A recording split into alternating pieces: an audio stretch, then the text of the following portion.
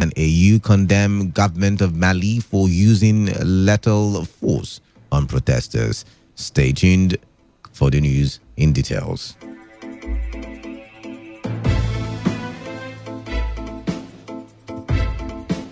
The federal government has ruled out some course of actions as the fight against COVID-19 in the country continues. The chairman of the Presidential Task Force on COVID-19, Boss Mustafa, made the disclosure during the briefing of the task force in Abuja. According to Mustafa, who is also the secretary to the government of the Federation, the government intends to establish at least one COVID-19 testing center in each local government area of the country.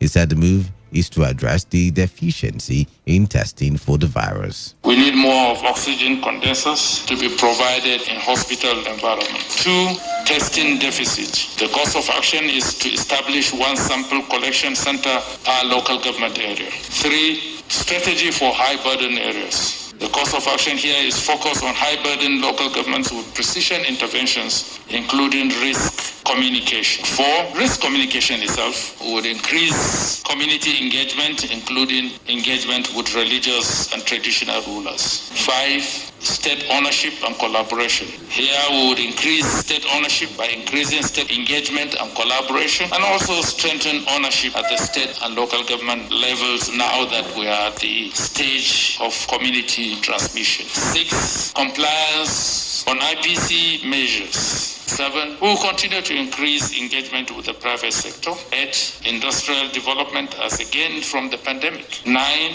movement post easing of lockdowns. The federal government has released guidelines ahead of the planned resumption of schools at every level in the country. The government, however, failed to disclose the dates for the resumption. The guidelines outlined actions, measures, and requirements needed for the safe reopening of schools after the COVID-19 pandemic. According to the guidelines released by the Federal Ministry of Education, the safe distancing measures in the new guidelines required that in schools and other learning facilities, learners should be supported to stay 2 meters apart. The guidelines, which were signed by the Minister of Education, Malam Adamu, and Minister of State Education, Chukwuemeka Nwajuba, was developed in collaboration with the Federal Ministry of Environment, Federal Ministry of Health, and health safety experts in the country. According to the documents, however, there are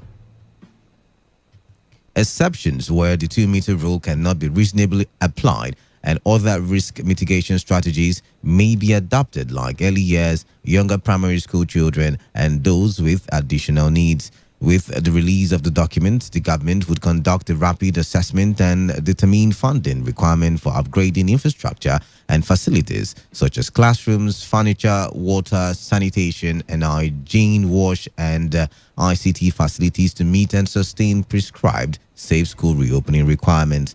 The Minister Adamu explained that the need to develop the guidelines became imperative given that COVID-19 may be around for a while.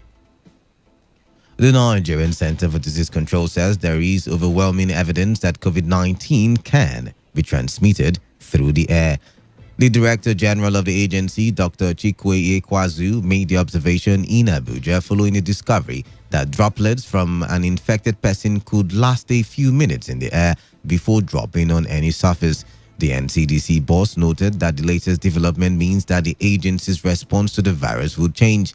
He reiterated the need for the public to continue to observe physical distancing and ensure the wearing of face masks.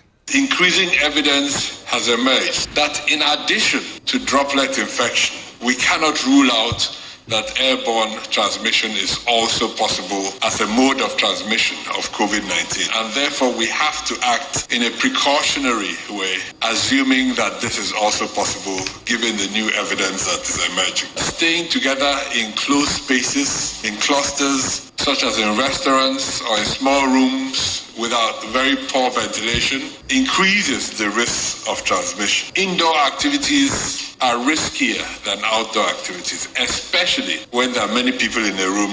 So for our response, it means that we have to even strengthen further the avoidance of mass gatherings or gatherings of any nature in small spaces. But once you exceed a normal level of what is possible in a room, especially in a room with poor ventilation, then you're already too many people in that room.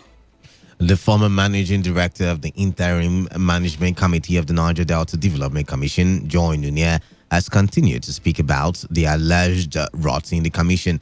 Nunez was speaking in response of the allegations leveled against her by the Minister of Niger Delta Affairs, Godswill Akpabio. Speaking on a national television program monitored from Port Harcourt, Nunez recalled how some members of the commission allegedly sabotaged the efforts to connect the commission to the national grid in order to stop the usage of diesel in the commission. Akpabio's girlfriend supplies the diesel at NGDC. I looked at that diesel situation. I said, why don't we give the young Niger Delta boys, divide it into the 9 states for them to give? NGDC, and this is most important, NGDC in the past had paid for us to get light directly from AFAM, connected straight to the NGDC headquarter building. That was disconnected at the gates of NGDC. Millions were paid to get that light source to NGDC. It now stopped at the gate. To connect it from the gate, it was sabotaged not to go inside the building. I mean, look at the fraud in this country. So when I came, I approved, we got the engineers, I said, let us approve for them to repair that thing and bring it. The EDFA is the one that presses for the payments.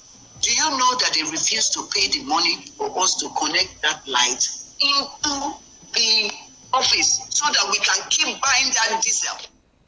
The former MD also disclosed that she has instructed a lawyer to file a defamation suit against Akpabio over claims that she has been married to 4 husbands.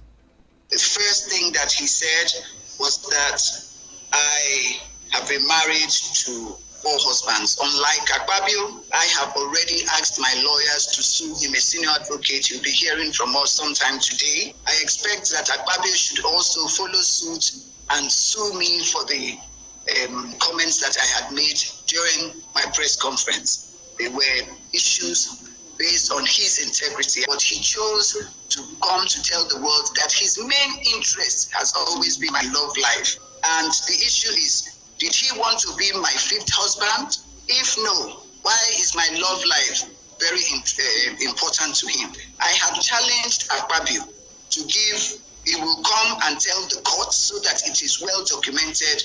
He will give us a list of my 4 husbands.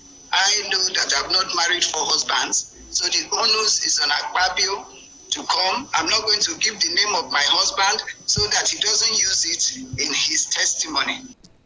The 3-man panel of appeal court sitting in Port Harcourt has adjourned to a later date to be communicated to parties involved in an appeal brought by Okirigwe Jason Obi and Inwa David Simon against the judgment of Justice George Moreji of the High Court in Port Harcourt. Jason Obi and Inwa David Simon wants the appeal court to reserve the Justice George Moreji judgment, which says that only one Dele Moses, 9 others, and those who purchased nomination forms in 2018 can contest